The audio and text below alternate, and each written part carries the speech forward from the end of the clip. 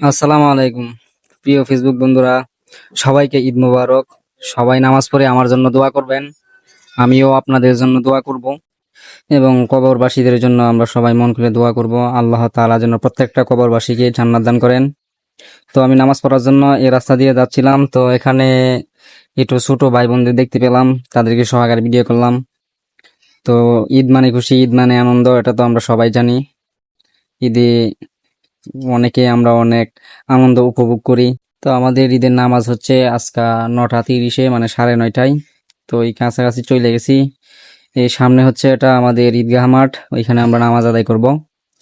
তো সবাই আশা করি ঈদের নামাজ কেউ বাদ দিবেন না, কারণ আপনার হয়তো আপনি সামনে যে ঈদের নামাজ পাবেন এটা আশা করা যায় না। এই হচ্ছে আমাদের মাঠ খোলা।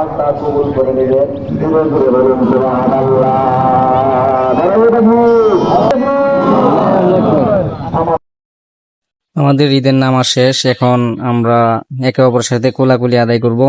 তো এই হচ্ছে রাস্তা, এখান দিয়ে মুসল্লিরা যাচ্ছিল, তখন একটা ভিডিও করলাম। ঈদের নামাজ শেষ, আবার সামনে 1 বছর পরে ঈদের নামাজ পাবো।